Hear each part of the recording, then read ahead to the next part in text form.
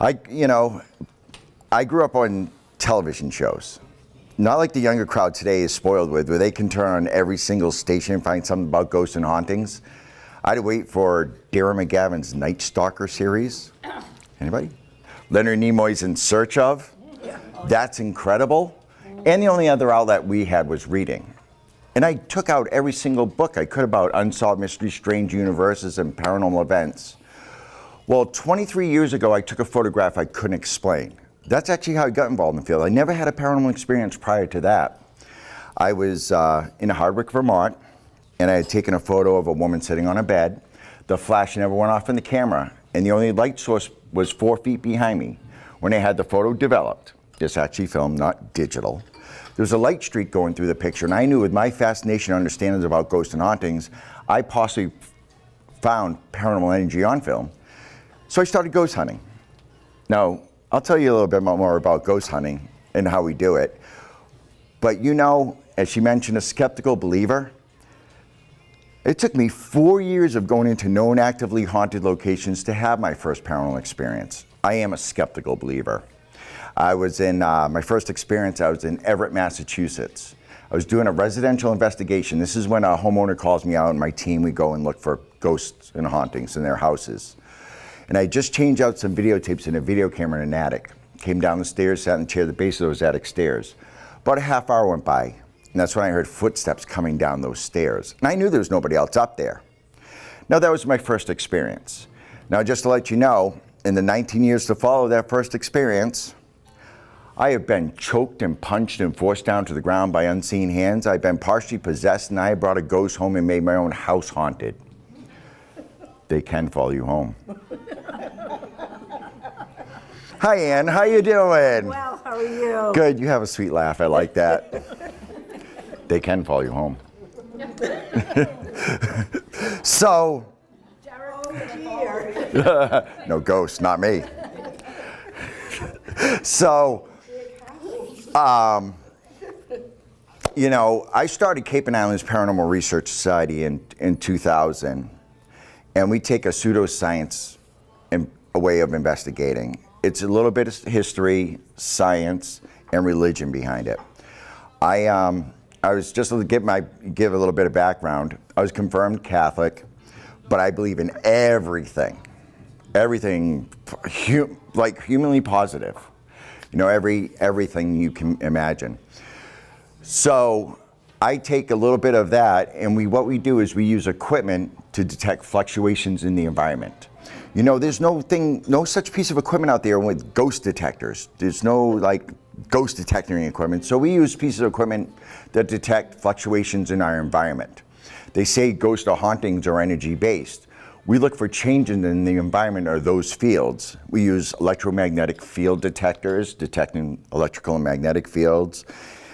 Ion particle counters to detect fluctuations in the positive, negative ions or charges in the air. And we just sit and wait.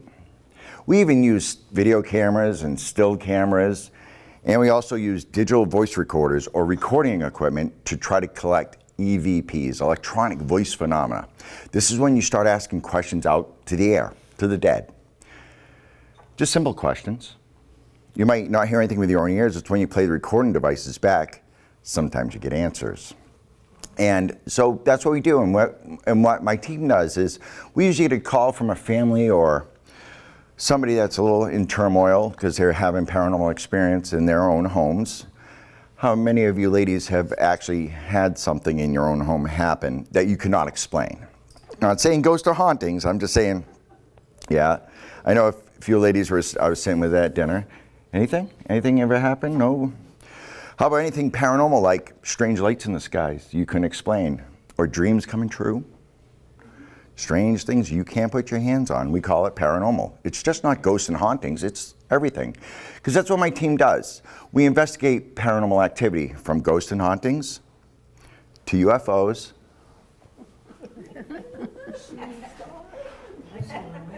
The government says they're up there. They do, don't they? Government says they're up there. To cryptozoology. Who here has actually heard of that word cryptozoology before? What do you think it is? Cryptozoology. My dog. Animal. Animal, something animal. Dead No. Live animals, anthropomorphic. How about hidden animals, mystical animals, or strange animals have been seen in modern time but cannot be scientifically proven?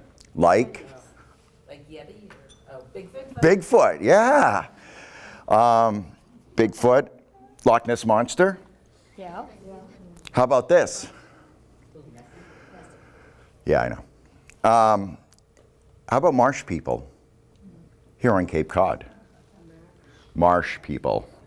I won't say marsh people because I'm not from New England. The marsh people. No, I am. I grew up in Lakeville, right off Cape Cod. So I grew up right here. Came to Cape in '99. Marsh people. You always ask, what are marsh people? Let me tell you, I'm going to bring you back to the area. The year is 1815. A farmer reports of creatures coming out of the marsh, grabbing onto his full-size horse and dragging it back in. He described these creatures 3 feet in height, very skinny looking, and having skin colors dark as the marsh mud. Very, very dark. Well, I started researching this folklore tale the first time I ever heard it. And I came across something interesting. The marsh here on Cape Cod is called the Great Marsh. It's the second largest marsh on the eastern seaboard. Starts from Sandwich, goes all the way to Provincetown. You talking to me? No, I know. I'm just kidding. I'm kidding. And I also found a timeline that every 5 years, someone is last seen in or around the marsh and never found again. You know, last year there was a kayaker in Dennis, went missing, yet to be found. 6 years ago was a kayaker in Sandwich, he went missing.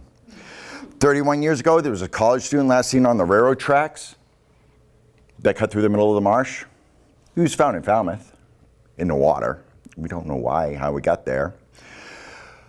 Also, 65 years ago, 2 hunters parked their car on Old Kings Highway, Route 6A in West Barnstable to do a little hunting. They reported late the next day, the police come out and find their vehicle still parked there. They walk a quarter mile down the railroad tracks where the men like to go hunting, and they're on the railroad tracks. They find 2 shotguns and 2 spent shotgun shells, but no men. To this day, these 2 men are still missing.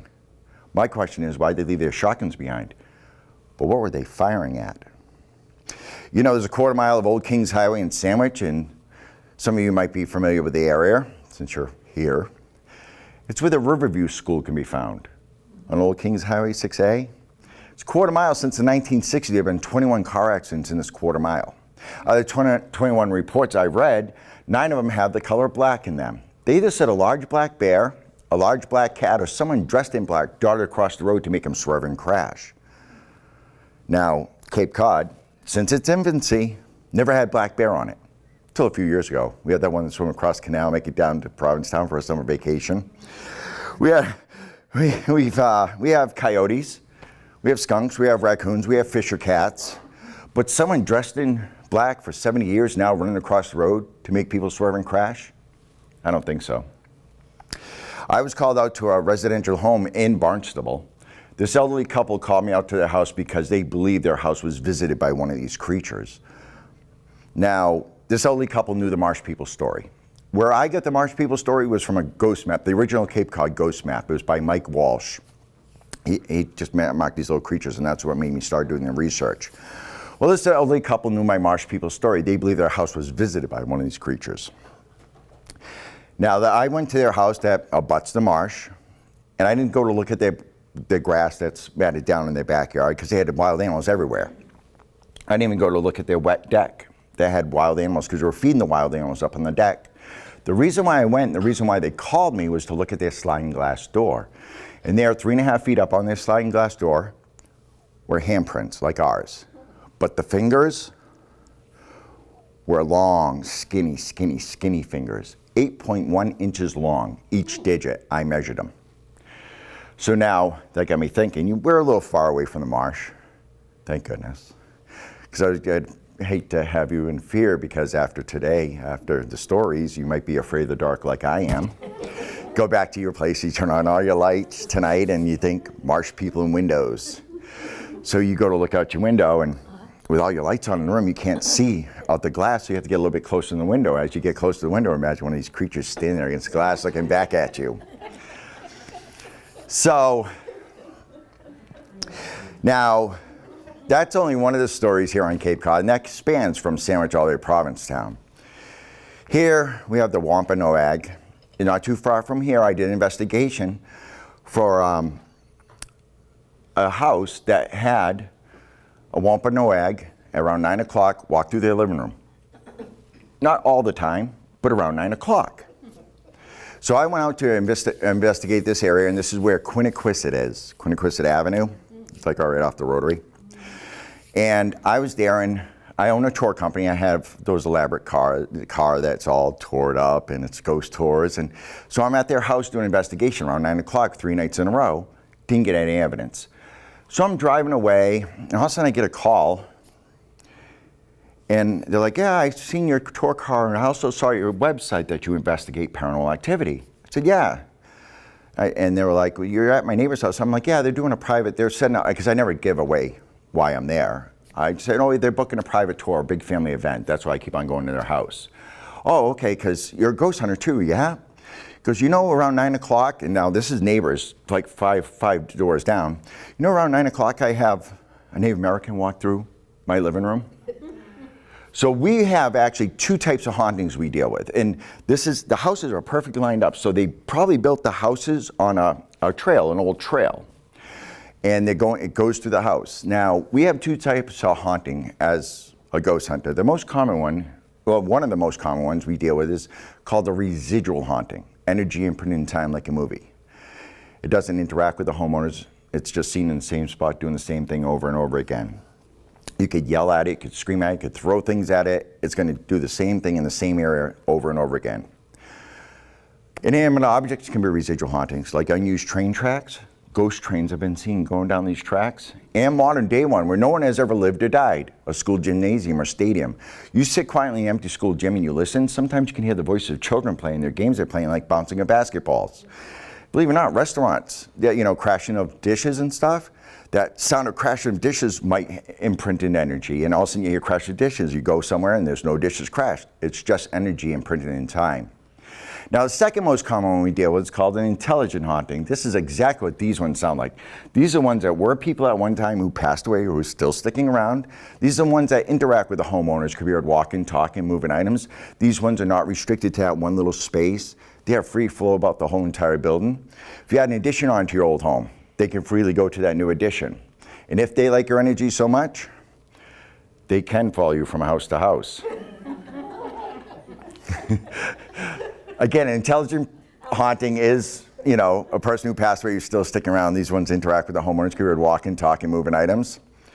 And these are the ones that like to stand over your bed while you're sleeping and watch you.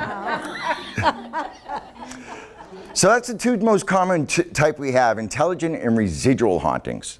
The people always talk about poltergeist, that's very rare, demonic, that's very rare, except in TVs and movies, they like those stories, because no one wants to hear about the real ghost hunting we do, is watching a woman in a walker go down a hallway. Because you can hear her, you know what I mean? Like that's what or a family member that's passed away. Nobody wants to hear those stories. That's who we deal with, or a past loved one or a little child.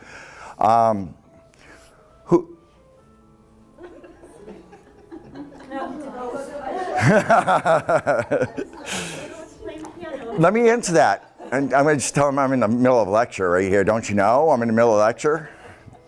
So, anyways, now you raised your hand, and was it a ghost or experience? It was. Do you mind sharing? What's that? I grew up in Woods Hole. Yep. And we had land that used to be land that a Civil War was fought on over by Nopska Lighthouse. Okay. And I was about 10 years old, sitting in a hammock in the backyard, and out of the corner of my eye, I see a little boy laying in the grass, and he's wearing no shoes and socks. He's got short pants, and he looks like he's just sleeping. But my dog comes over, and I switch and look and the grass is flattened. My dog's barking at the grass. So I run in to get my mom. She comes out, she sees the grass, she sees my dog barking at it. And we do research, and there were some horses that were buried on that point, and there was some scuffles on that point in history, and we think it was a residual haunting. But see, that might be an intelligent haunting because the grass was matted down. Could be intelligent. Because residuals just go through walls. They don't interact with anything in the room. They don't change anything. Like they'll go through the table. It was So- the craziest thing. And my yeah. dog was barking at the actual spot. So, good. And residual would only happen right there, over and over and over again. So I think it's intelligent because it did interact with the things, items around it, like the grass being matted down. That's right. See the little things you have to think of as a ghost hunter? I have more questions as a ghost hunter now than I did before I started ghost hunting. Who else has had an experience or two?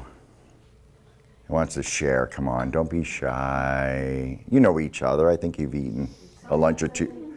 I don't know what you're calling this, intelligent, like, on Christmas Eve, I had my sisters over, and I had 5 sisters, and I had them over, and my living room light was totally off, and it was a 3-way light. And we were just starting to kind of like sing and memorialize my mother, because we always did this Our Father prayer and stuff, and the light in the living room would go off and go on, would go off, and it would go on, and it happened 3 times, and the light was not on, because Right. the light switch has to go in from the pantry area. So we just said, well, that's Mama talking to us. So that was the only crazy thing that I've ever had happen to me where I live now. But the light was off, but it physically went on And off. and it was like repetitive. Yeah, it reminds me of a story from one of the most known ghost haunted buildings on Cape Cod. Anybody hear of the Barnstable House? Yeah. Nicknamed the House of 11 Ghosts, Cape Cod's most written about haunted buildings. It's a great piece of history, built in 1716. Firefighters went in there in 1970s, saw a woman in the window. And I'm making this really short because I know the in-depth history of the building. Saw a woman in the window, went in there, found nothing. They were retired back to their fire trucks talking about the woman in white they had seen in the window. When all of a sudden they look at a door and here she comes walking across the lawn. Comes right up to the firefighters and asks, "Where's your Dalmatian?" and vanishes, leaving footprints in the snow from the door. As a restaurant, 1950s, it was turned into a restaurant. It used to be called Captain Gray's Smorgasbord Inn. People in the restaurant see a little girl playing around tables and vanish. You know, brown hair, mischievous look on her face and vanish.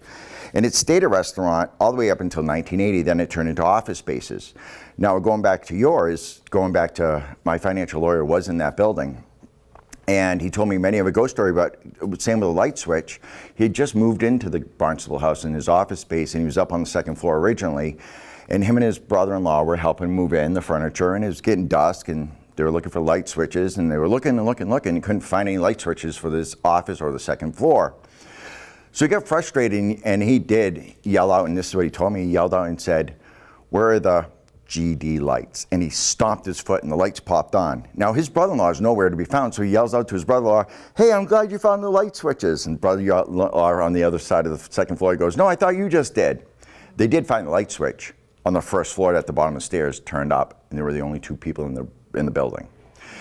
So since I'm on the Barnstable House, I'll tell you about one of the creepiest things that happened to me, and still to this day. The Barnstable House I get to investigate in 2005. This building, I was going to put ghost hunting on the map. I was going to prove to all of you ghosts are real. This is the Barnstable House, House of 11 Ghosts. So I brought 4 other team members and myself in. I bring all our equipment in, our still cameras, our video cameras, our audio equipment, electromagnetic field detectors. Like I said, they detect fluctuation electromagnetic fields, our air ion particle counters, and we set it all up, and none of it would turn on. Now, people immediately say, "Oh, when things don't work, it's paranormal," you know, especially in a haunted building. But this building actually has a high electromagnetic interference to it because a river actually runs underneath the building. Because when it was a restaurant, there used to be a glass plate. You could come right up to the glass plate and see the old river running right underneath your feet. The house was built with an interior well. So I thought it played with the electromagnetic fields. But our flashlights weren't working. That could be a little bit paranormal. So we divided the team up. We resorted back to old ghost hunting techniques, our own eyes, ears, pads, paper, and pen. And I divided the team up. I put 2 people up on the 2nd floor where the woman in the dress was seen. I put 2 people in the conference room, because people in the conference room would actually see a piece of paper slide across the table with nobody there, like a stack of paper, not one, a stack. And I unfortunately broke the golden rule of ghost hunting and went alone to a break room. Now, to get down to this break room, I have to walk down this hallway, no lights on. And as I'm walking, there's red emergency exit lights, giving that creepy red hue in this darkened hallway. So I walk down the hallway, take a left into the break room, shut the door behind me, walk across the break room, shut another door to someone's private office. I come back, put my pad of paper and my pen down. I pull my chair out,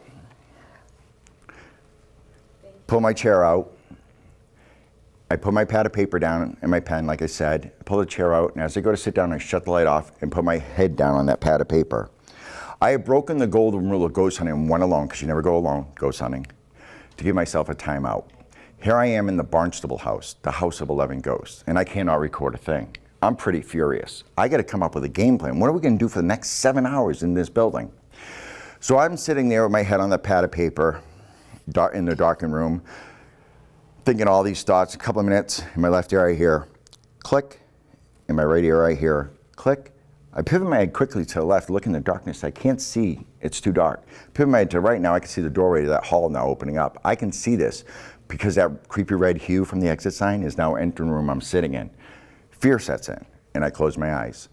3 seconds later I hear bang, bang. Both doors hit in there, door stops. Both doors just simultaneously opened. Now what comes into that room to this day, I never know what it looks like. I never pick up my head.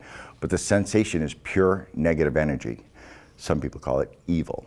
Because when I sat there with my eyes tightly closed and my head down on that paper, every single negative emotion from my childhood to that day flooded through my body in seconds. Fear, anger, revenge, sadness, jealousy. Now what felt like a lifetime was about 5 seconds. I open my right eye and there's my savior, that hallway illuminated by these red emergency exit lights. And I make one giant leap from that chair to the hallway, calling for help from people in the conference room. Now, the Barnstable house is the only building I ever quit ghost hunting in my 23-year career, because that night I sat in my car for 7 hours. My team members finished up and didn't find anything. Now, this building is also the reason why I sleep in my TV set and my lights on. And it's not because what happened to me in the building, it's what's happened to me since I left the building and continues from time to this day. A couple of days later, I'm sitting in my house watching TV out of the corner of my eye, as they always say. You can see this tall, dark, shabby figure standing in my kitchen. I turn and look, and there's somebody in my kitchen. I get up, turn on the light, it's gone. Come into my house a couple of days after that, there's someone, tall, dark, shabby figure, down the hallway by the bathroom. I run in, turn the lights on, it's gone. Around at night, there's dark spots around people all the time outside. From time to time, I see figures step out of the darkness and into light. Now, it's not while I'm giving ghost tours, it's not when I'm ghost hunting, it's not even when I'm home alone watching a scary movie. It's when I'm doing mundane things like driving down the road, all of a sudden someone steps in front of my vehicle, I swerve to miss them, and I hit the brake lights, and there's nobody there. Or I'm sitting on the lawn and get a sense of being watched. Have you ever had that feeling, the sense of being watched? Yeah, because you probably are. And I look in across the street, there's darkness, 2 figures, and then they blend into the background. Now, people, it's very simple. I mean, I wish it was my imagination. It's really, yeah, it's my imagination. Unfortunately, though, if you're with me, you see them as well. If you're in the car with me, you see them as well. If you're on my front lawn, you see them as well. I've lost people that meant a lot to me in my life because I tell them, don't shut the lights off, and they do. And they wake up in the middle of the night and there's one standing in the corner of the bedroom. Or they go to the end of the hall, or they go to use the restroom, there's one at the end of the hallway. Better yet, they're using the restroom, and there's one standing in the bathtub looking over the shower curtain down at them.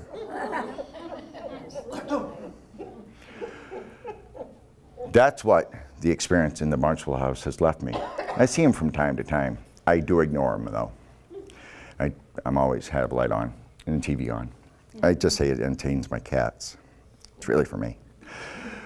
Questions? Come on. Yeah, I saw her hand first. You were second. It's not really a question, but I went into the Barnstable jailhouse. I did the ghost tour. Oh, so you've been on my tour. And Was it me or the woman? I think it was a woman. Okay, so you didn't have a good tour. I came out and my whole right leg was asleep. Pins and needles. And I'm a very skeptical believer. Yeah. And it was the weirdest sensation I ever had. Yeah, on my tour, you go inside the oldest wooden jail in the United States of America, right in Barnstable Village, 1690. We end up there. There's 6 entities in there. And I have great experiences. I was sharing with the stories and the ladies at the table. And as I sit there, there's a little boy who likes to pull my cell phone out of my back pocket and drop it down. And I'm giving the history. And we call him out. And Have you guys ever heard of an EVP before? A voice of the dead? Let me play you one from inside the jailhouse. I'll go to each table and play it for you. Now, you're going to hear a gentleman named David. David was a ghost hunter. He'd go in their building and go ghost hunting alone. I would never be in that building alone. Actually, when I do the tours inside the building, I actually keep my eyes closed so I don't see what moves around you guys.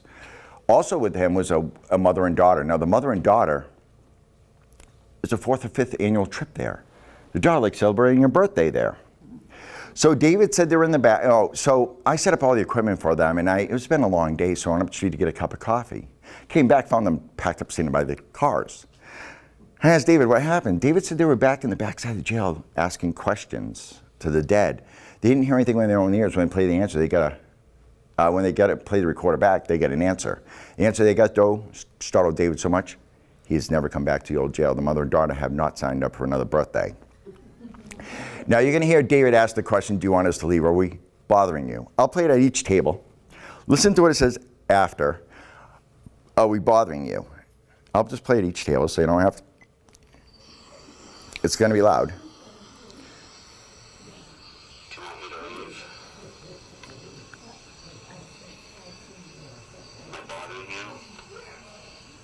Did you hear that after? If you just kind of hold it down just for a second as I go through it, you're going to hear, it goes, do you want us to leave or are we bothering you? Listen to what it says after, are we bothering you?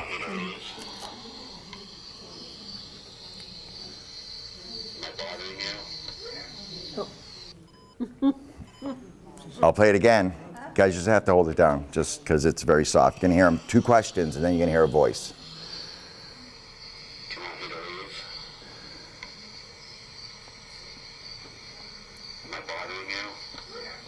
Yes. Now listen for the age of the voice. Did you guys hear it all? Hear it? Because I can play it closer if you need to. Listen the age of the voice. 2 questions and then listen after it.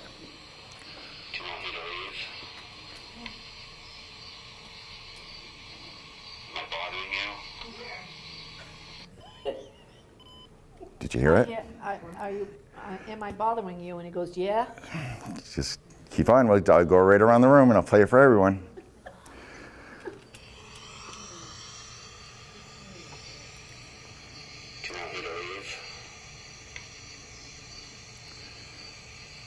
Am I bothering you? Yep.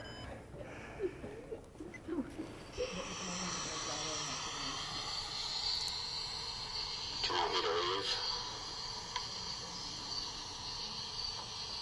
Am I bothering you? David was the only man in the building. That's our old man. He likes to poke people while people are standing in that building.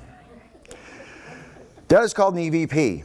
And they actually, electronic voice phenomena. This is when you ask questions out loud. He didn't hear anything with their own ears. It's when they play recorded back, they get an answer. That's from inside the old jail. We got numerous ones. You know, my first question I ever asked when I was inside the old jail was, who's here? Immediately I got a response from a man saying Joel Smith and a woman saying Mary. I put my hand out in the darkness, asked them, how many fingers am I holding up? And they responded with the correct answer. It was 2 men at first, because they were tall, dark, shadowy figures. We knew they were men because they liked to play with women's hair as they stood in the jail, so we knew they were men. And they usually poked men on their shoulders or pushed them out of the way. Then a little boy started showing up. And then we have Joel Smith and Mary. Then we have the old man. The old man actually likes to poke people. And then, I have never seen it, all the years of doing the tour inside the jail, but it sounds like a swishing of a dress, a ballroom gown on a floor, or someone dragging a foot on a floor. But people on my haunted overnights and my tours had. They all described seeing the same thing, and they all described what appeared to be a man with no legs pulling himself across the floor in there. Now, he'd go over open-toed shoes and sandals, and people could feel him crawling across the feet. He actually likes to grab onto ankles as he passes by. And that's a very common thing to happen. People start jumping. I don't even tell them the story yet, and they are having these experiences before I can even tell them the stories. So, now you set the light switch, and you had your little boy. Anybody else have something? Yeah, come on, yeah, share it with us. I was just saying that when my husband died, right afterwards in the bedroom, I felt his spirit coming through the room. And then I felt that he kissed me on the lips. He sure did. He sure did. Yeah. 100% probably did. And we actually call them, you know, and I was discussing this, and we actually have another one, it's called goodbye ghosts. Like someone passing will visit you, you might just once, or they might stick around for a while, but you don't know they're there. Like I were talking about like guardian angels and other ones, people popping in your out of your life and you just don't even know they're there. And all of a sudden you think about them for a sudden and they give you a good feeling. Or you might smell baking of cookies. Where no cookies being baked, all of a sudden it gives you a sense of your grandmother there. I'll tell you a story I came across. A young gentleman, I used to lecture across the country to college universities, and I had a young gentleman took me off the side, and I was grateful he shared me this story. And he was a young gentleman going through turmoil a year before I met him. And he had actually filled up all his pockets and everything with rocks. He was going to jump off a pier. And about at the end of, like the last step at the end of the pier, he got this overwhelming sense of baked cookies and lily of the valley perfume. And he knew it was his grandmother. And his grandmother would accept him for no matter who he was in his life. So what he did, he dumped all the rocks out in the water and turned around and made himself go to college and stuff and improve his life. Someone will step in your life at the most traumatic, probably when you most need it most, you'll immediately get that thought, just to make sure you're taken care of. Or, you know, him coming by and, hello, checking in, you know. Ghosts. What if it's not ghosts, but it's something that happens over and over and over again?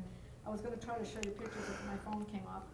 So today is an anniversary day of one of my best girlfriend's husband passed away on October 11th. Mm-hmm. And just before he passed, she said to him, just give me a sign. Just give me a sign that you're ready to go. Pardon me, I was trying to turn it That's on. okay. It's okay. And she said, just give me a sign that you're ready to go. And she put her hand underneath the hospital blankets, and her sister was by her. She moved her hand away, and all of a sudden, as you know, as we get older, we get these blood spots, Yeah. whatever you call it. There was a shape of a heart on his hand, and he passed. Yeah, She took a photo of it because that's when he passed. yeah. For 1 year since he's passed, I have pictures of different places that we have been. She's been by herself. She's been with people.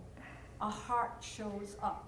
Sure. So what is that a symbolism of? But There's a lot of beliefs in that. Like people talk about dragonflies, cardinals, birds, certain birds, sounds of birds that just popping in and out, pennies being found randomly after a deceased loved one. but they're not. It's not ghosts. It's not. It's No, but I'm saying we were talking about a little bit this if you want to get it, like almost interdimensional. Like they're coming in and out of our lives, just letting us know we're here. Like they're. So are ghosts like that? Ghosts usually stick around. Like, so we have a residual like energy imprint in time. Intelligent hauntings act like you and I. These are past loved ones who are still sticking on this realm. Like here on this earth, they're always around. And some people, they don't know they're dead. Some have a message they want to give to somebody. Someone wants to protect their own property. That's why they stick around. Mostly common. I don't have all the answers of why they all stick around, but there'll be that one day that we get our answer. And what day would that be? The day we die. Yeah, so we won't get, I don't know all the answers. I try to rationalize as a living person on why and how this works. And it's very hard for me. And as long as it gives somebody a positive influence, like finding the hearts everywhere, or seeing the dragonfly and gives that good thought, why even look into it? It's a positive thing. And we need positive things in our lives.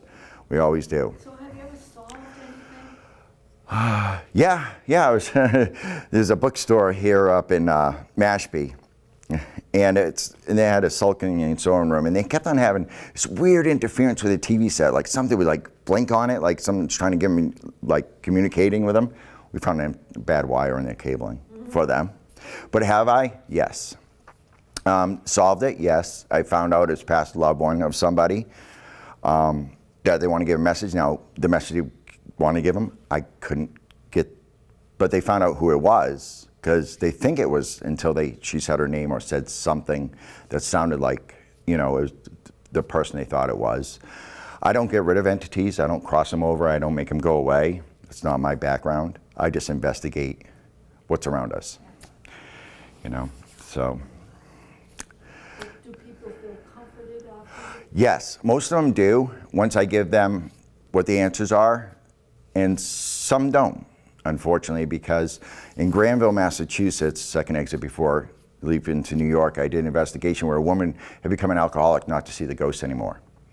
And it was bothering her so much. And it ended up being the case, she thought it was a little old lady that used to live there, and she used to poke her with a cane all the time.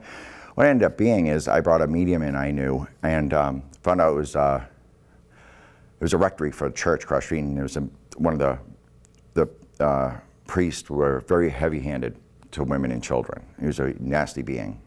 And that's actually the case where I got grabbed from behind and pushed forward to the ground because he didn't like me. So, and all of a sudden, my friend walked him up the golden staircase and got rid of him. Now she has 2 other female ghosts that live with her. And last time I talked to her, she's happy with them. Because they help her find her keys. She's not getting poked anymore. You know, and she stopped drinking.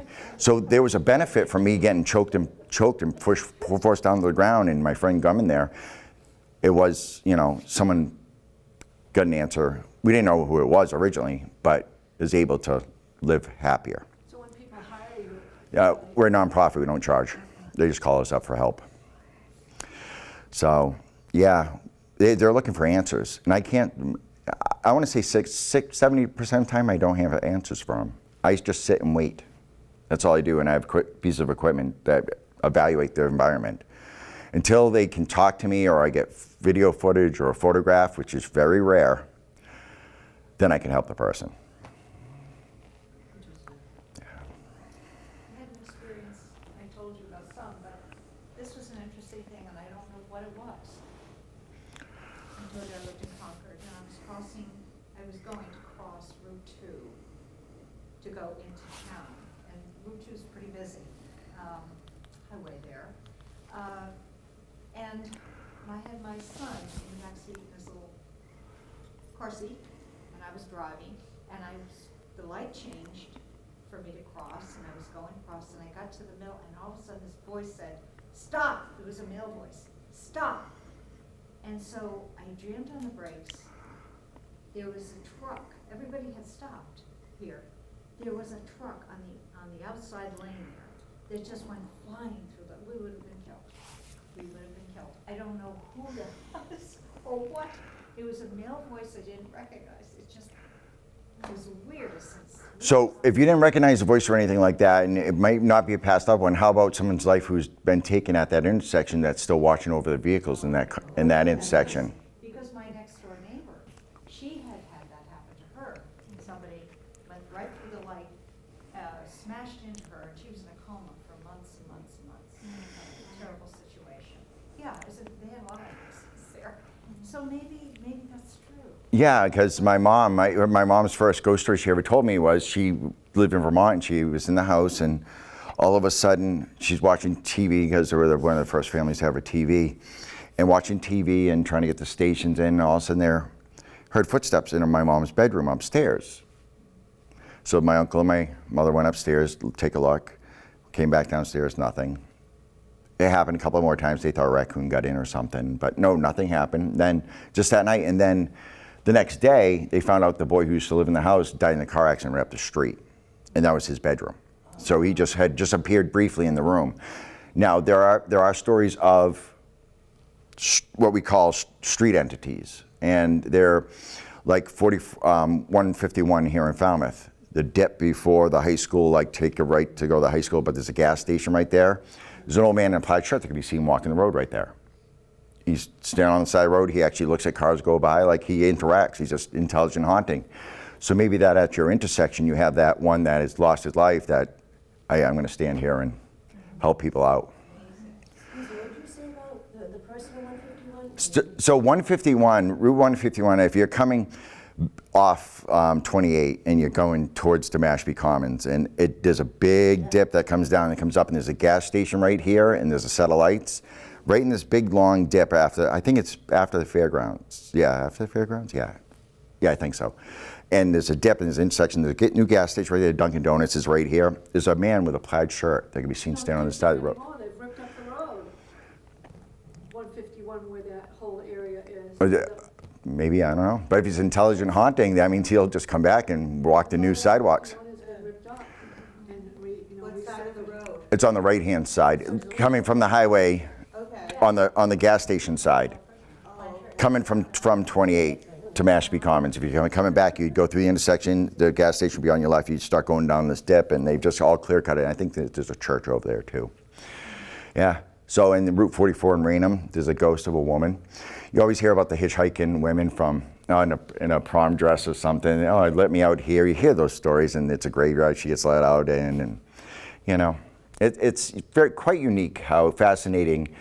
You don't hear too many UFO stories or Bigfoot stories, but you can go anywhere in any country, in any city, in any part of that city, in any neighborhood, in any street, and you'll find someone that has a ghost story. It's pretty unique. So, and that's one of the things I like doing in the field. I believe in possibility UFOs, and I've seen strange lights in the sky and creatures in the marsh. I have not seen, but I've seen remnants of weird things I can't explain. But ghosts and hauntings are tangible.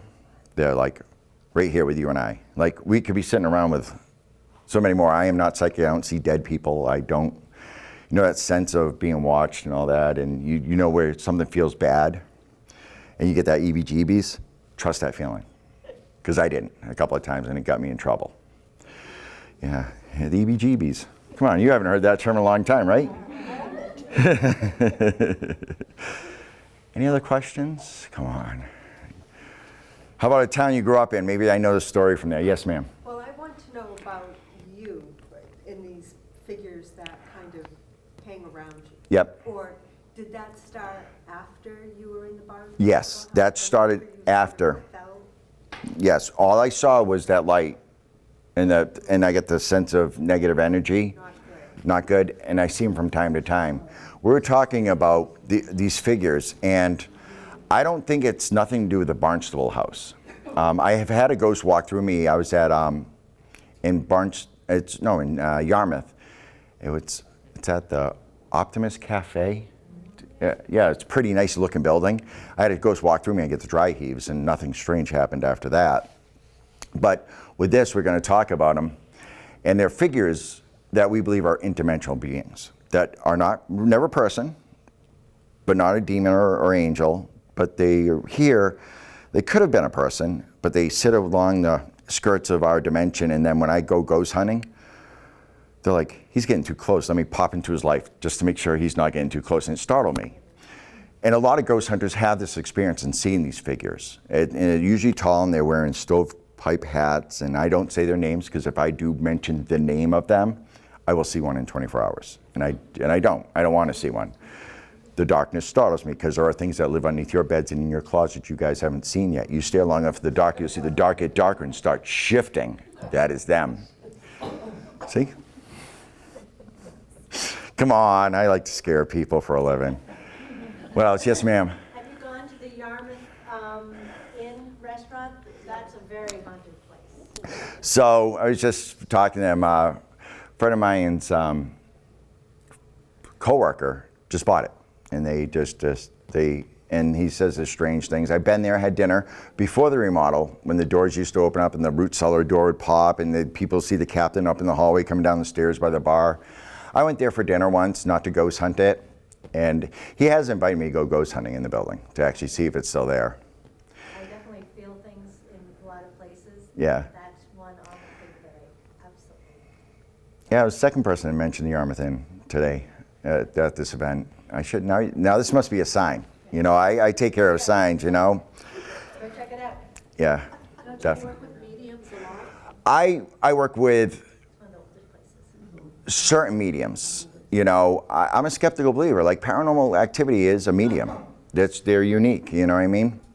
So I investigate them too, see if they're fraudulent or not. Because I'm a skeptic. If you have that, pardon me, you're either born with it or you're born without it. And the one that I have gone to happened to her when she was 14. And then she waited and she waited, and it happened to her again when she was Yeah. 18. And then she decided that she wanted to investigate. Follow it. To follow Yeah, it. yeah. And they can tell that you either have that type of spirit that you can read, what's going on. So my question is, when did you know that you had something?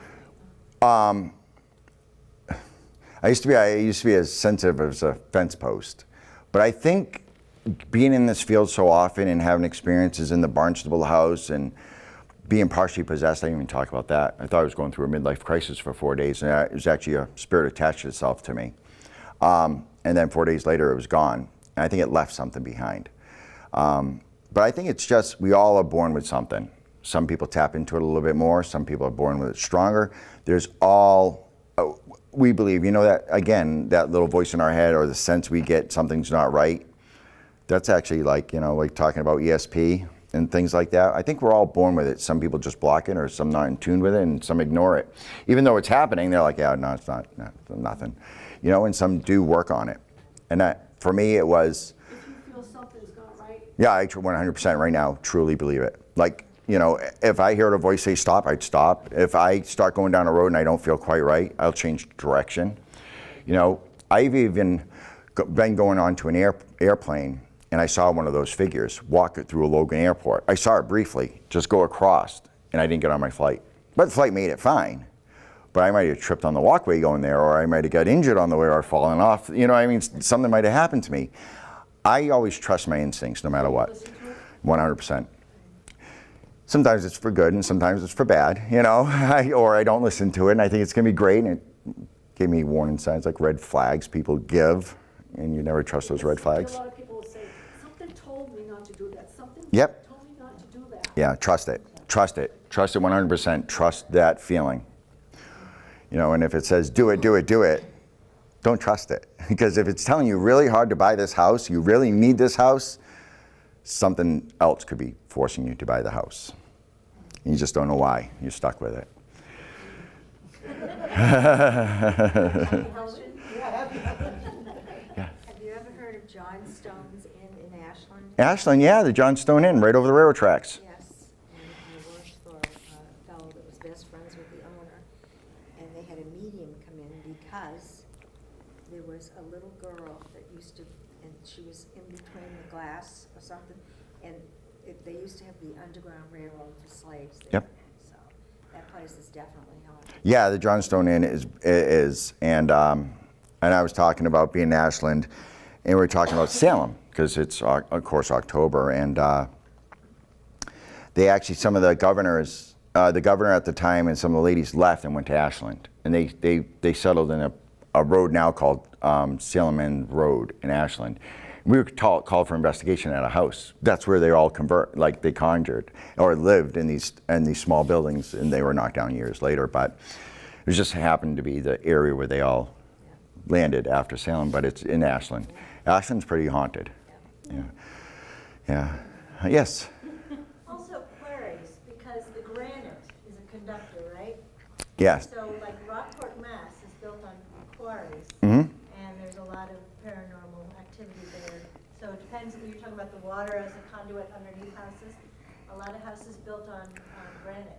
Yeah, yeah. So again, you go to castles in England and Europe, and they talk about the hauntings of the castles, and it's residual hauntings. The stone holds that energy in that happened in the castle. So some people can hear armor fighting someone crying. It's the stones that hold in it as well. It's a lot of earth energy that automatically holds a lot of this in. And yeah, water is a great conductor of electricity, and they say ghosts are hauntings are energy based. Barnstable and Route 6A, the water's right next to it the whole entire time. You're on a road that hasn't almost changed in 400 years. That's why we find 6A is a little bit more haunted than Inner Cape, Mashpee area. Falmouth's haunted, like Woods Hole, you're talking about Woods Hole, like that's right next to the ocean, there's water right there. For Falmouth, anybody originally from Falmouth, the Highfield Hall, BB Woods, all that area.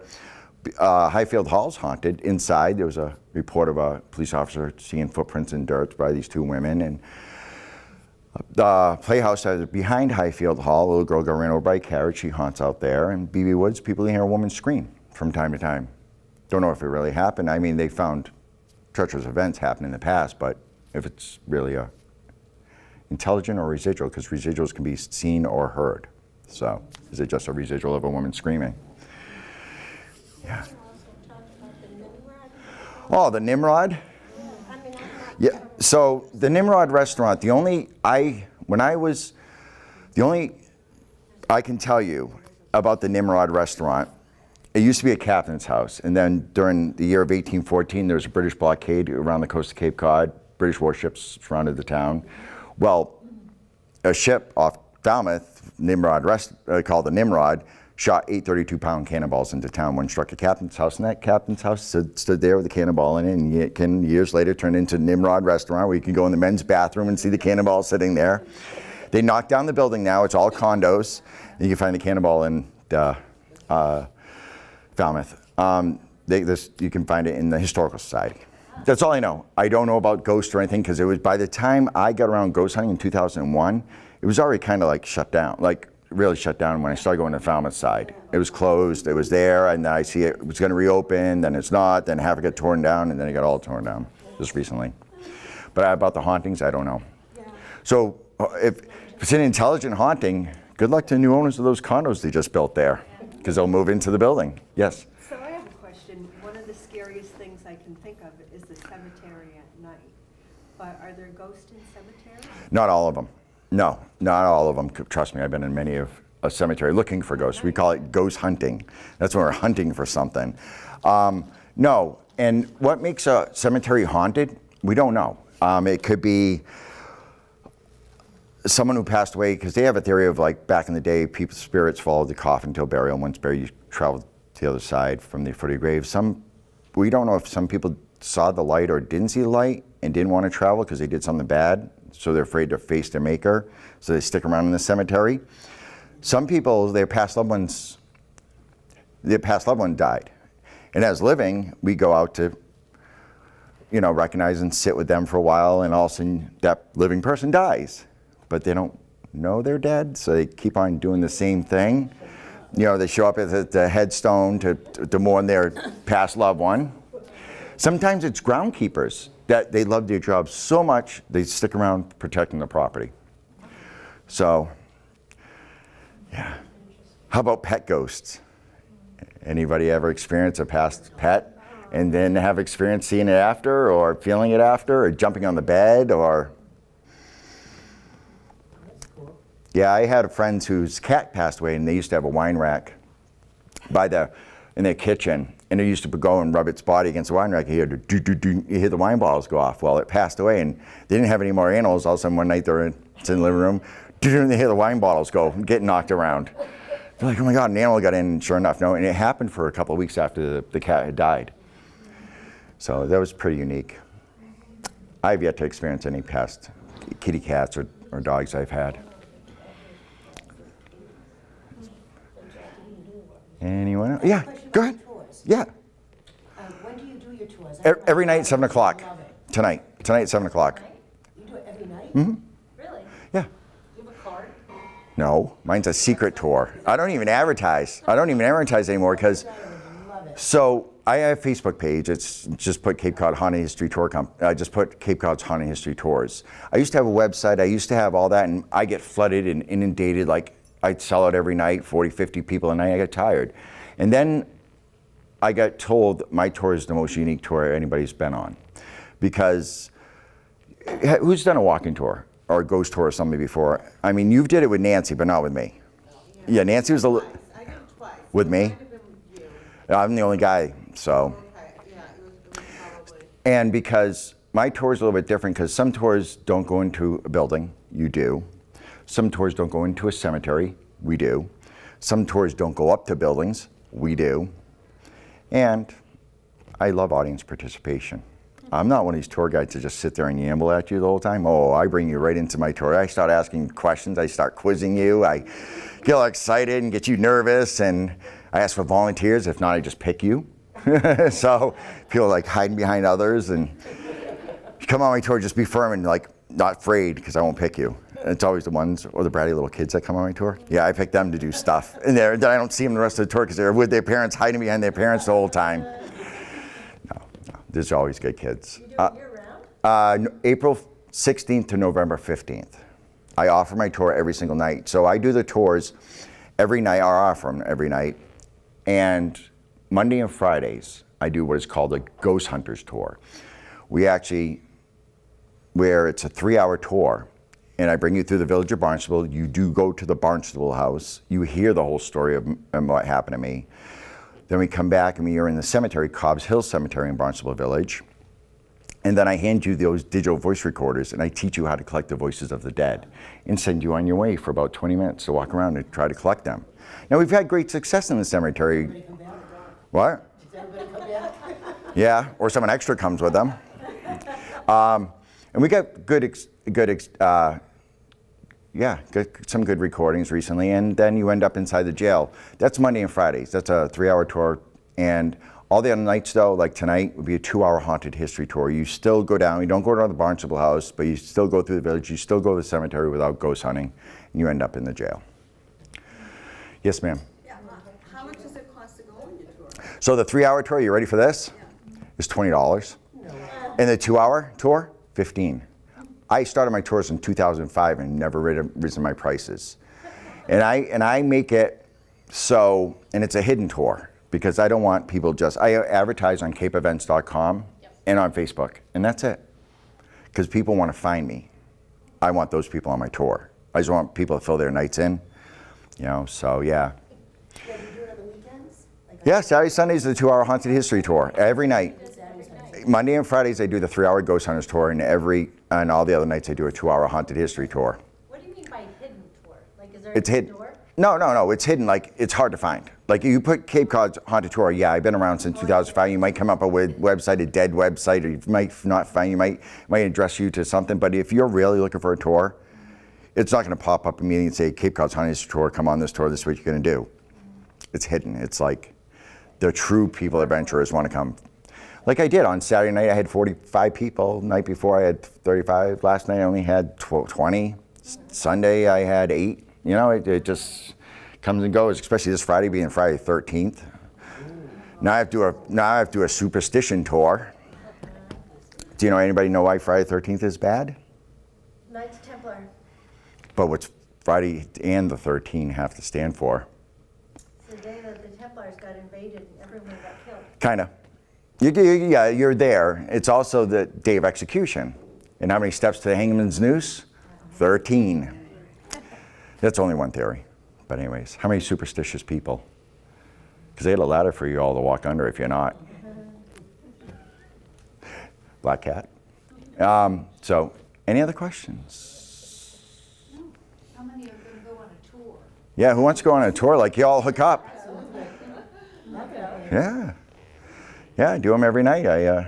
You have my information. You can give its phone number. You just text my cell phone number and say I want to come this night. Give me your first name, number of people, and date, and I just send you a confirmation text back. You pay when you get there. Where do you meet? Barnstable Village, right on Route 6A at the old jail. So you park at the old jail, you end at the old jail, and you're in your car, so you can when you run out of there fast enough because you're afraid. I had dinner at the restaurant. Oh, it's not there anymore. So the Barnstable Tavern and Restaurant turned into the Tuscan Cuisine. It blew up in February. So now they're just remodeling it. So it's still closed. It's haunted by a little girl. But it's all being remodeled. So it's de-gutted. So yeah, it blew up in February. Well, they thought the owners did it and they investigated it for 7 months and they finally got the money. I was waiting for it to be rebuilt, and I was like, what's taking so long? And I talked to one of the renters, who's one of the lawyers upstairs, and like, yeah, there was possibility of, and they didn't find any, so they're remodeling it, yeah. Finally. What a season to miss. So what was the cause of the explosion then? Oh, I don't know. I didn't even ask. It's enough for me. I just walked by. I'm like pretty dark, isn't it? It's pretty. And I point to this building, the way the restaurant's in. It's built in 1980, and meanwhile, we just walked from a building that was constructed in 1860. You look at the beauty of this building compared to the one in 1980, and you're like, wow. So how many are actually afraid of little kids, like the ghosts, little children ghosts? Because I have 6 of them on my tour, 10 and under, all different stories. So just saying. Well, any other questions? You can get my number from. Yeah, thank you so much. Thank you.